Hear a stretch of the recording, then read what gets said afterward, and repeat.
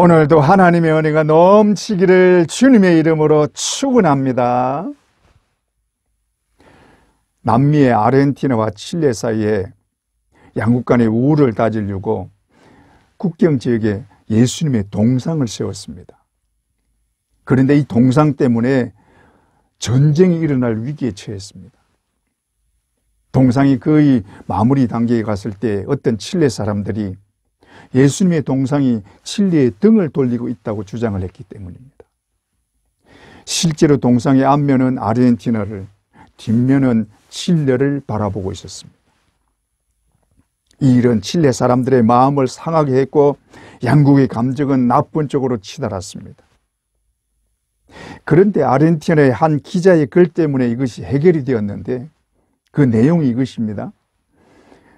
예수님의 얼굴이 아르헨티나를 향하여 서 계신 이유는 아르헨티나가 칠레보다 예수님의 보살핌이 더 필요한 나라이기 때문입니다. 이 기사가 칠레인들에게 감동을 주었고 다시 두 나라가 평화를 갖게 되었다고 합니다. 이처럼 세상의 평화는 마음에 따라서 좌지우지 되는 것입니다. 성경에는 평화라는 의미의 말이 여러 가지로 나옵니다. 평화, 화평, 평안, 평강 등 거의 같은 내용의 말입니다만 굳이 따지자면 주로 겉으로 드러나는 것이 평화나 화평이라고 볼 수 있다면 평안과 평강은 내적으로 이루는 것이라고 볼 수 있습니다. 세상은 평화를 원합니다. 사람들이 원하는 것은 평화와 안식입니다. 그러나 바라는 것과는 다르게 언제나 싸우고 전쟁을 합니다.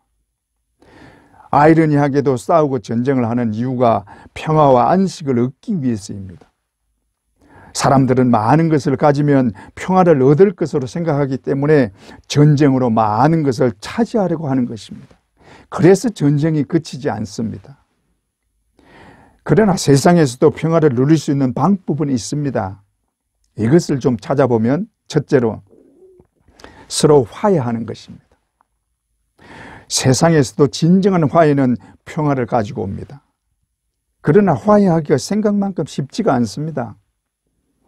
아주 가까운 부부 사이만 봐도 그렇습니다. 보통 생각할 때 부부 싸움을 하고 나서 화해하기가 왜 그렇게 어려울까 생각이 되지만 막상 자기 문제에서는 왜 그렇게 어려운지 서로 자존심만 세우고 있습니다. 그래서 화해하기 위해서는 꼭 해야 하는 일이 자존심을 버려야 하는 것입니다. 자존심을 가지고는 절대로 화해할 수 없습니다. 다음으로는 자신을 낮추어야 화해할 수 있습니다.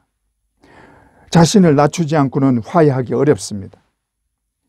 교만한 자들은 다른 사람들과 화해 자체를 하려고 하지를 않습니다. 그래서 사람들이 교만한 사람과 함께 하기를 싫어하는 것입니다. 그러나 갈등 상태에 있다가도 화해를 하게 되면 평화가 찾아오게 됩니다. 이것은 나라끼리도 마찬가지입니다. 나라끼리도 화해를 이루면 한동안은 평화가 찾아오게 됩니다. 그래서 예수님께서 하신 말씀이 전쟁에서 이기지 못할 것 같으면 차라리 화해를 청하라고 하십니다. 누가복음 14장 31절 또 어떤 임금이 다른 임금과 싸우러 갈 때에 먼저 앉아서 1만 명으로서 저 2만 명을 거느리고 오는 자를 대적할 수 있을까 헤아리지 아니하겠느냐. 먼저 계산해보고 자신들이 불리하다 싶으면 자신을 낮추고 화친을 청해서 차라리 평화를 택하는 것이 낫다는 것입니다. 그러므로 화해하기 위해서는 자신을 낮추어야 하는 것입니다. 그러나 세상에서의 화해는 오래가지 못합니다.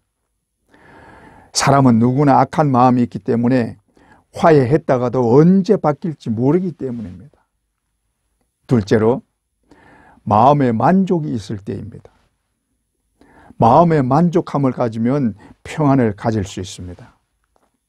그래서 마음의 만족을 가지려고 애를 씁니다. 사람들은 자기 마음의 만족을 얻기 위해서 살아가고 있다고 해도 과언이 아닙니다. 그래서 만족을 얻으려고 불을 쌓는 것입니다. 불을 쌓으면 자기 마음에 만족이 있고 그러면 평안이 찾아온다고 생각을 하는 것입니다. 성경에 부자 얘기가 나옵니다. 부자가 부를 많이 쌓고 평안히 즐기자고 합니다. 누가복음 12장 19절에 또 내가 내 영혼에게 이르되 영혼아 여르에 쓸 물건을 많이 쌓아두었으니 평안히 쉬고 먹고 마시고 즐거워하자 하리라 하되, 많은 부를 쌓았으니 먹고 마시고 즐기자 하고 말합니다. 거기에 대한 하나님의 대답은 20절에 하나님은 이르시되 어리석은 자여 오늘 밤에 내 영혼을 도로 찾으리니 그러면 네 준비한 것이 누구의 것이 되겠느냐 하셨으니, 아무리 많은 부를 쌓아도 목숨이 끝나면 무슨 소용이 있느냐 하는 말입니다. 그러므로 부로는 평안을 얻지 못한다는 말입니다. 또 다른 것으로 만족을 채워보려고 합니다. 명예나 권력이나 그런 것으로 만족할 것으로 생각을 합니다. 그러나 세상적인 것으로 만족을 가질 수는 없습니다. 왜냐하면 인간이 가지고 있는 욕심은 무엇으로도 채울 수 없기 때문입니다. 그럼에도 불구하고 욕심을 채워보려고 어리석게 살고 있는 것입니다. 셋째로, 압도적인 힘과 능력을 가지는 것입니다. 압도적인 힘과 능력을 가진 왕이나 국가가 나오면 당분간은 평화가 찾아옵니다. 그러나 항상 문제는 내부에서 일어납니다. 왜냐? 인간의 타락과 욕심 때문입니다. 그렇게 막강한 나라도 결국 스스로 무너지는 것을 봅니다. 세상의 힘과 능력은 영원한 것이 없습니다. 지금까지 세계를 정복하고 세계를 호령하고 다스린 자들이나 그런 나라들은 많습니다. 바벨론의 느부갓네살이 그런 왕이었습니다. 그는 그 당시에 세계를 정복하고 모든 나라를 다스렸다고 해도 과언이 아닙니다. 그 당시에 막강한 나라였던 이집트까지 굴복시켰습니다. 역사에 의하면 바벨론 도시의 크기는 지금의 뉴욕과 런던을 합친 것보다 더 큰 면적으로 지구상 가장 큰 도시였습니다. 그 바벨론 궁정 지붕에는 세계 7대 불가사의인 공중정원이라는 거대한 언덕이 있기도 합니다. 거칠은 엄청난 곳이 바벨론입니다.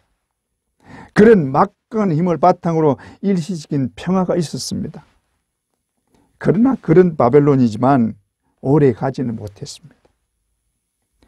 또 뭐니 해도 로마가 있습니다. 로마는 세계를 완전히 정복한 나라입니다. 로마의 역사는 고대로부터 시작하면 굉장히 오래됐지만 로마 제국의 시작은 아우구스투스를 초대 황제로 해서 시작된 나라입니다.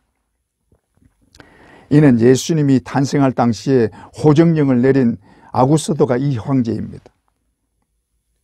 로마는 왕에 의한 독재가 아니라 공화국으로 원로원을 중심으로 정치가 이루어졌습니다. 그 당시에는 파격적인 정치 형태입니다. 그런 정치로 작은 크기의 로마였지만 전 세계를 지배하는 막강한 강대국이 된 것입니다. 로마는 이 막강한 힘을 바탕으로 한동안 평화를 유지했습니다. 이것이 그 유명한 팍스 로마나 정책, 즉 로마의 평화라는 정책 때문이었습니다. 팍스라는 말이 라틴어로 평화라는 말입니다. 이 시대의 귀족들이나 고위급들은 그야말로 평화의 시대를 만끽했습니다. 그러나 아이러니하게도 이 팍스 로마나 때에 기독교에 대한 박해가 가장 심했다는 것입니다. 자신들은 그렇게 평화를 외치고 있으면서 기독교인들에게는 엄청난 박해를 하고 죽이면서 그것을 오히려 즐기고 있는 엄청난 모순을 저질렀습니다. 세상에서 추구하는 평화가 이런 것입니다. 자기들만의 평화입니다. 그러나 그런 평화도 오래가지 못하고 내부의 권력 다툼과 내전으로 결국은 로마도 무너지고 말았습니다. 그러므로 진정한 평화는 세상에서는 찾지 못합니다. 세상에는 언제나 욕심이 존재합니다. 이 욕심은 세상 끝날까지 없어지지 않습니다. 이 욕심 때문에 언제나 갈등이 생기고 다툼이 일어나는 것입니다. 그래서 이 욕심을 조금이라도 없애버리고 애를 쓰기도 합니다. 세상 종교들 중에도 이 욕심을 없애버리고 세상과 분리된 삶을 사는 곳들도 있습니다. 우리가 세상 종교를 좀 살펴보면 두 가지 경향을 보이고 있는 것을 알 수 있습니다. 욕심을 없애려고 수행을 하는 종교와 아예 욕심을 채워주겠다는 종교입니다. 우리 주변에서 흔히 볼 수 있는 종교 중에 자신을 수행하는 일에 일생을 바치는 곳들이 있습니다. 그래서 오랫동안 수행을 하고 어떤 경지에 이르기도 합니다. 이를테면 무력을 버리는 것입니다. 그러면 사람들에게 인정받고 존경도 받습니다. 그러나 그 이면으로 들어가 보면 자신의 힘으로 신의 경지를 이루어 보겠다는 것입니다. 이것은 따지고 보면 철저하게 하나님을 배제하는 것입니다. 하나님이 영원히 사는 존재라고 하니까 사람도 영원한 존재라고 합니다. 어떻게 해서 영원한 존재가 되느냐? 죽어도 다음 생에 또 태어난다는 것입니다. 그렇게 되었으면 참 좋겠지만 사람은 죽으면 그 앞에는 죄에 대한 심판밖에 없습니다. 사람이 아무리 수행을 해서 경지를 이루었다고 해도 인간의 죄 문제를 해결하지는 못합니다. 인간의 죄에 대한 대가는 반드시 받게 됩니다. 이것은 어느 종교나 공통으로 말합니다. 결국 아무리 수행을 한다고 해도 죄 문제는 해결할 수 없으며 그 죄에 대한 대가로 영원한 형벌을 받게 되는 것입니다. 그러므로 근본적인 문제가 해결되지 않기 때문에 그 마음에 진정한 평안이 있을 수가 없습니다. 또 욕심을 채워주는 종교는 사람의 욕심을 자꾸 더 부추기고 더 타락하게 만듭니다. 성경에서 보면 대표적으로 바알과 아세라를 섬기는 자들을 볼 수 있습니다.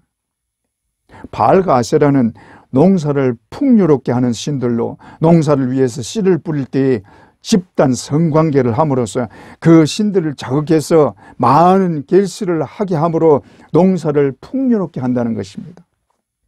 사람들로 하여금 극도로 타락하게 만드는 우상숭배입니다. 이것이 아합 시대의 이세벨을 통해서 바알과 아세라를 섬기게 함으로써 이스라엘 백성들을 완전히 타락하게 만들어 하나님의 진노를 사게 된 것입니다. 이것을 엘리야를 통해서 하나님이 불을 내려 제단을 태우게 하시고 바알과 아세라의 선지자를 다 죽임으로 심판하신 것입니다. 이런 타락한 우상숭배가 무슨 평화를 줄 수 있겠습니까? 그러므로 이 세상에서는 진정한 평화는 찾을 수가 없는 것입니다. 세상에서 가지는 평화는 그 속에 항상 불안과 공포가 내포되어 있습니다. 그러므로 거짓 평안입니다. 진정한 평화는 주님으로부터 오는 것입니다. 믿습니까? 오늘 본문 요한복음 14장 27절에 평안을 너희에게 끼치노니 곧 나의 평안을 너희에게 주노라. 내가 너희에게 주는 것은 세상에 주는 것과 같이 아니하니라. 너희는 마음에 근심하지도 말고 두려워하지도 말라. 나의 평안을 너희에게 주노라. 주님이 가지고 계신 평안을 주신다는 말씀입니다. 주님이 가지신 평안은 하늘의 것입니다. 그러므로 세상에서는 찾을 수도 없고 세상이 줄 수도 없는 것입니다. 그러므로 이 평안이 마음에 넘치면 세상에 이보다 만족한 것은 없습니다. 이 평안은 세상에서 절대로 얻을 수 없는 것입니다. 이 평안을 주님이 주시는 것이기 때문입니다. 주님이 주시는 평안을 가지면 항상 마음에 기쁨이 있고 즐거움이 있습니다. 그 마음에 근심, 걱정, 염려, 불안은 전혀 없습니다. 그러나 이 평안이 언제나 있는 것이 아닙니다. 왜냐하면 우리가 여전히 세상에 살고 있기 때문에 세상에서 오는 여러 가지 요소들로 이 평안을 잃어버리게 됩니다. 우리가 세상에 나가면 부딪히는 일이 얼마나 많습니까? 마음이 상할 때도 있고 해결하기 힘든 문제를 만나기도 합니다. 그러면 마음의 평안은 깨지고 근심이나 걱정거리로 가득 찹니다. 그런데 근심, 걱정한다고 해결되지 않는다는 것은 다 압니다. 그러므로 기도로 근심, 걱정은 하나님께 맡겨야 합니다. 그리고 마음의 평안을 얻고 근심, 걱정을 몰아내야 합니다. 우리는 주님을 믿어야 합니다. 평안을 너희에게 주노라. 그러므로 너희는 마음에 근심하지도 말고 두려워하지도 말라. 주님이 주시는 평안이 있기 때문에 근심하지도 말고 두려워하지도 말라는 것입니다. 주님이 주시는 평안을 얻으면 근심 걱정은 저절로 사라집니다. 믿습니까? 그런데 주님이 주시는 이 평안을 내가 얻으려면 어떻게 해야 하느냐? 첫째로 평안의 근원을 바로 알아야 합니다. 우리는 평안하기를 원하지만 정작 평안에 대해서 깊이 생각하지도 않고 어떻게 얻는지도 잘 모릅니다. 그러므로 평안이 어디에 속한 것인지부터 바르게 인지해야 합니다. 우리가 분명히 알아야 할 것은 평안은 하나님의 것입니다. 그 이름이 여호와 샬롬입니다. 평안은 하늘로부터 내려오는 것이지 이 땅에 있는 것이 아닙니다. 그런데도 세상 사람들은 이 땅에서 평안을 얻으려고 합니다.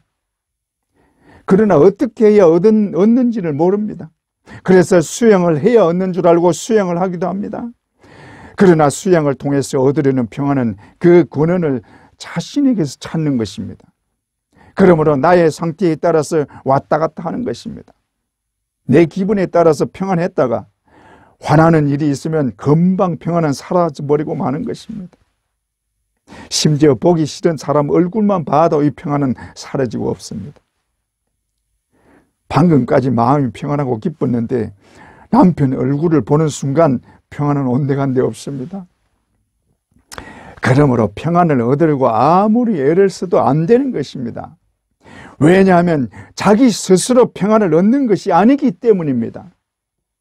또한 세상이 평안을 주는 것도 아닙니다. 평안을 주는 분은 오직 주님이십니다. 왜냐? 주님이 평안의 근원이시기 때문입니다. 믿습니까? 그러므로 평안을 주시는 평안의 수여자는 주님이십니다. 우리는 주님이 주시는 평안을 받는 자입니다. 주님은 자기의 평안을 우리에게 주시려고 이 땅에 오셨습니다. 주님은 우리에게 주시기 위해서 이 땅에 오셨습니다. 모든 것을 다 주시고 아무것도 아끼지 않았습니다. 자기의 생명도 아끼지 않으시고 우리에게 주셨습니다. 그리고 평안까지 우리에게 주십니다. 그렇게 주시면서도 주님의 마음에는 기쁨이 충만하다고 하십니다. 그처럼 주님은 우리에게 주시고 싶어 하시는 것입니다. 믿습니까? 우리는 주님으로부터 모든 것을 다 받기만 했습니다. 모든 것을 값도 없이 다 받았습니다. 그런데도 우리는 주님께 진실로 감사하지도 못하고 진실로 믿지도 못하고 있습니다. 이제 주님의 마음을 좀 알게 되기를 바랍니다. 나에게 다 주시고 싶어하는 주님의 마음을 진실로 받아들이고 믿으시기를 바랍니다. 주님의 은혜와 그 사랑에 진심으로 감사하는 자가 되기를 간절히 원합니다. 그런데 우리가 주님이 주시는 평안을 어떻게 받느냐? 오직 예수 그리스도를 믿음으로만 받습니다. 우리가 평안을 갖지 못하는 이유는 죄악 때문입니다. 죄악 때문에 불안과 공포가 옵니다. 그러므로 죄악이 없으면 불안과 공포도 없는 것입니다. 이 죄를 없애는 방법은 예수 그리스도를 믿는 것입니다. 예수 그리스도는 내 죄를 대신하고 죽었습니다. 예수를 믿는 것은 예수 그리스도가 내 죄를 지고 십자가에서 내 대신 죽으신 것을 믿는 것입니다. 그 십자가에서 보배 피를 흘리시고 내 죄를 사하여 주셨습니다. 이것을 믿음으로 죄 사함 받고 구원을 얻었습니다. 이 구원을 확신할 수 있는 것이 주님으로부터 우리 마음에 평안이 왔다는 것입니다. 예수 그리스도를 진심으로 믿으면 주님이 주시는 평안이 내 마음에 채워집니다. 주님은 그를 믿는 모든 자에게 자신이 가지고 있는 평안을 주십니다. 이 평안이 어떤 평안입니까? 하늘로부터 오는 평안입니다. 할렐루야. 우리가 진실로 믿으면 이 하늘의 평안을 주십니다. 믿습니까? 만약에 내 마음에 평안이 없고 불안과 염려가 있다면 주님을 진실로 믿고 신뢰하는 마음이 아니기 때문입니다. 그러므로 주님을 진실로 믿어야 합니다. 그런데 왜 믿지 못하는 것입니까? 예수 그리스도가 나를 위해 십자가에 달린 것이 그렇게 안 믿어지십니까? 그것은 아직도 나를 내려놓지 않았기 때문입니다. 내 처지가 아직도 어떤지를 모르기 때문입니다. 나는 어차피 죽는 목숨이요, 내 목숨을 위해서 내가 할 수 있는 것이 아무것도 없는 무능한 자입니다. 그리고 지옥에서 고통받고 있는 자신을 한번 상상해 보세요. 이것을 벗어날 어떤 능력도 없는 철저하게 무능한 자신입니다. 뭘 할 수 있습니까? 그러나 예수 그리스도를 믿으면 다 해결할 수 있습니다. 예수 그리스도는 그를 믿는 자에게 힘과 능력이 되십니다. 그러므로 내가 할 수 없는 것을 다 해결해 주십니다. 우리가 받아야 할 모든 저주를 예수 그리스도가 다 해결하시고 지옥의 고통이 아니라 영원한 천국의 영광 가운데 살게 하셨습니다. 할렐루야. 이곳은 언제나 기쁨과 평안으로 넘치는 곳입니다. 주님은 이 하늘의 평안을 우리에게 주십니다. 우리 모두 주님이 주시는 참 평안으로 가득 차기를 주님의 이름으로 축원합니다. 둘째로, 찬양을 통해서 얻게 됩니다. 우리는 세상에서 살고 있기 때문에 이 평안을 잃어버릴 때가 많이 있습니다. 평안을 잃어버리면 불안이 찾아옵니다. 그럴 때는 은혜도 떨어집니다. 이것을 그냥 내버려두면 안 됩니다. 그럴 때 평안을 얻는 방법은 찬양을 하는 것입니다. 우리가 부르는 찬양에는 능력이 있습니다. 성경에는 찬양으로 능력을 나타낸 기록이 많이 있습니다. 사울이 악령에 사로잡힐 때에 다윗이 수금으로 찬양을 하면 악신이 물러가고 평안을 찾게 되는 것은 찬양의 능력을 말씀하는 것입니다. 사무엘상 26장 23절에 하나님께서 부리시는 악령이 사울에게 이를 때에 다윗이 수금을 들고 와서 손으로 탄적 사울이 상쾌하여 낫고 악령이 그에게서 떠나더라. 악령이 사울을 괴롭힐 때에 다윗이 수금으로 찬양을 연주하면 악령이 떠나가고 사울은 평안을 찾게 된 것입니다. 또 찬양으로 전쟁도 이깁니다. 여호사밧 왕 때에 모압과 암몬과 세일이 함께 연합하여 유다를 치러 왔습니다. 이때 여호사밧과 유다 백성들은 하나님의 말씀을 전적으로 믿고 의지하고는 찬양하는 자들을 앞에 세우고 찬양을 하면서 전쟁에 나갔습니다. 그 결과는 자기들끼리 서로 죽이고 전쟁이 끝나버린 것입니다. 찬양하는 여호사밧과 유다를 대신하여 하나님이 싸우시고 이기게 하신 것입니다. 이처럼 찬양에는 능력이 있습니다. 왜냐하면 찬양은 하나님이 기뻐하시는 것이기 때문입니다. 찬양은 하나님이 기쁘게 받으시는 것입니다. 하나님이 기쁘게 받으신다는 것은 찬양 중에 하나님이 함께 하신다는 말입니다. 하나님은 찬양 중에 거하십니다. 그리고 하나님이 함께하는 자체가 능력입니다. 그러므로 찬양 중에는 하나님의 능력이 있다는 말입니다. 믿습니까? 이것을 항상 잊지 말아야 합니다. 찬양 중에는 하나님의 능력이 임하여 있습니다. 그런데 하나님이 함께 하시기 때문에 찬양을 하는 자신에게도 하나님의 은혜가 임하게 됩니다. 한 두 가지 정도로 생각할 수 있는데, 먼저 기쁨이 옵니다.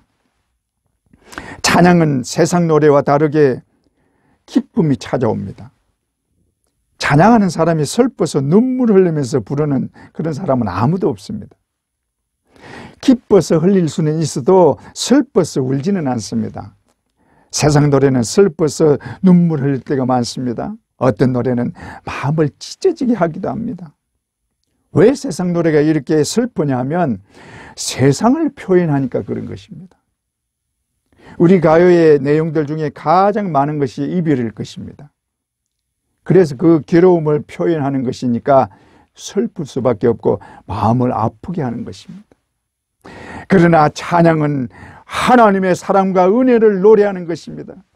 찬양은 구원받은 백성들이 그 구원을 노래하는 것입니다. 믿습니까?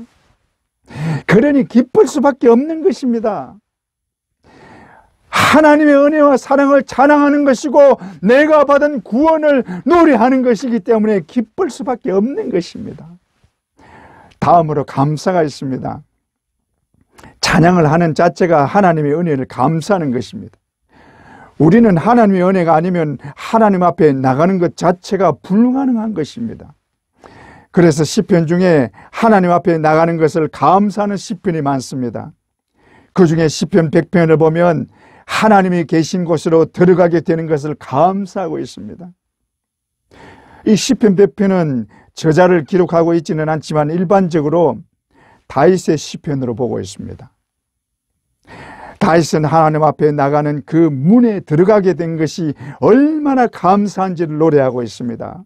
시편 100편 4절에 감사함으로 그의 문에 들어가며 찬송함으로 그의 궁중에 들어가서 그에게 감사하며 그의 이름을 송축할지어다.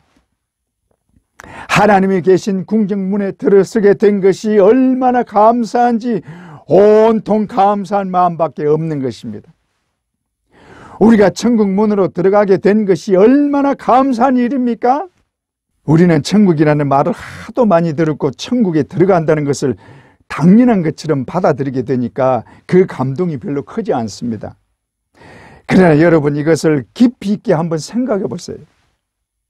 그 영광스러운 천국에 들어가게 된 것을 정말로 믿습니까? 우리 앞에 그 영광이 놓여 있습니다. 너무나 찬란한 영광입니다. 내가 그 천국에 가게 되었다는 것을 실감하게 되면 가만히 있지 못합니다. 진짜 내가 천국에 들어간다는 생각을 하면 자다가도 벌떡 일어나서 춤을 추고 노래할 수 있습니다. 하나님은 우리로 하여금 밤에 노래하게 하시는 분이십니다. 욥기 35장 10절에 나를 지으신 하나님은 어디 계시냐고 하며 밤에 노래를 주시는 자가 어디 계시냐고 말하는 자가 없구나. 우리가 정말로 구원의 감격을 누리면 자다가도 하나님의 은혜로 구원받아 천국 가게 된 것이 얼마나 좋은지 노래가 나올 수밖에 없는 것입니다. 얼마나 감사합니까? 지옥의 형벌을 받지 않는 것만 해도 감사한데 그 찬란한 천국에서 영원히 살게 되었는데 이것을 어찌 감사하지 않을 수 있습니까? 보아라, 즐거운 우리 집 밝고도 거룩한 천국에 거룩한 백성들 거기서 영원히 영광에 살겠네. 할렐루야. 이런 기쁨과 감사가 있는 자에게 세상 근심과 염려가 무슨 상관이 있겠어요? 그러므로 찬양하는 자에게는 언제나 평안이 넘치는 것입니다. 여러분, 찬양하세요. 찬양으로 참 평안을 누리는 모두가 되기를 주님의 이름으로 축원합니다. 셋째로, 용서할 때 얻게 됩니다. 오늘 본문의 말씀에서 주님은 우리에게 평안을 주신다고 하십니다. 그 말씀은 주님이 평안을 가지고 계시고 자신이 가진 평안을 우리에게 주신다는 것입니다. 주님이 이 땅에 오실 때 영광을 받으러 오신 것이 아닙니다. 저주를 받으러 오신 것입니다.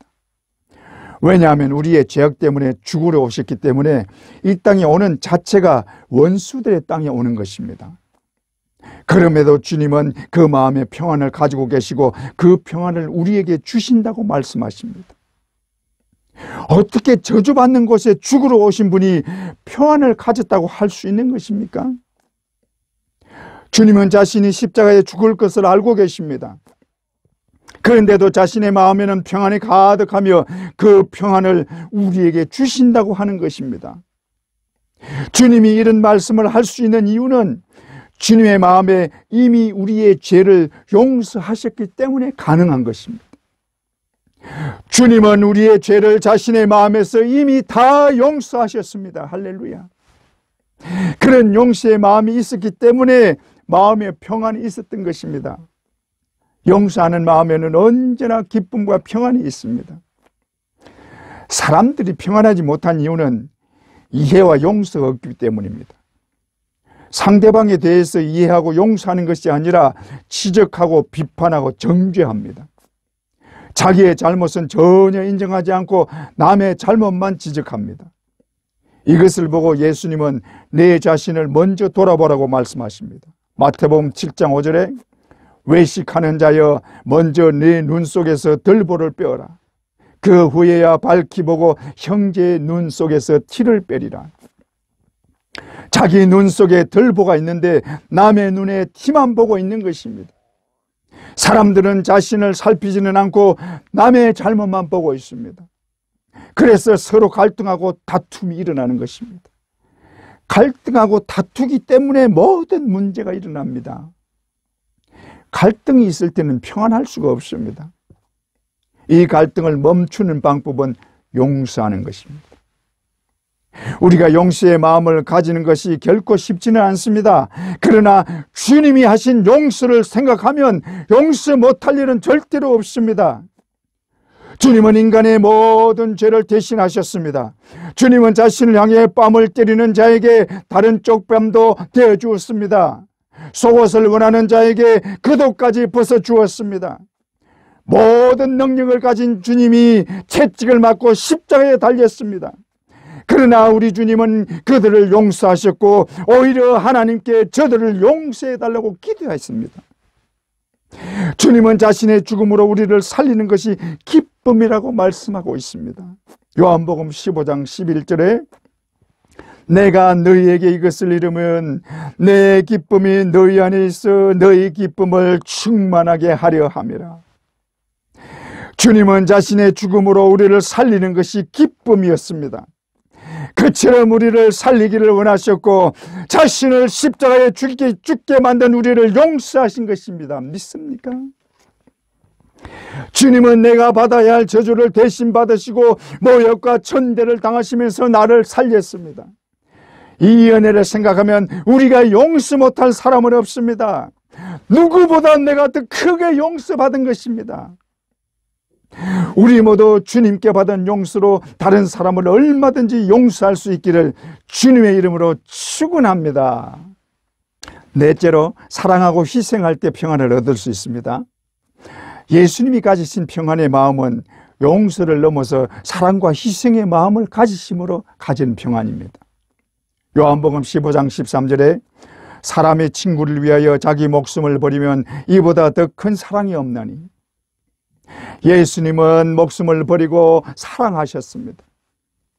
예수님이 우리를 사랑하는 그 사랑은 누구도 흉내낼 수 없습니다. 그러나 우리는 그 사랑을 받았고 그 사랑 안에 있습니다. 그러므로 우리도 그 사랑을 나타낼 수 있어야 합니다.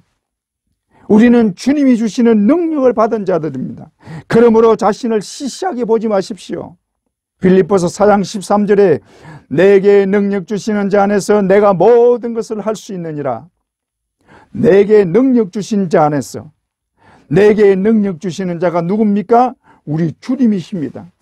그러므로 주님이 주시는 능력을 가지면 모든 것을 할 수 있습니다. 주님은 이 능력을 우리에게 주셨습니다.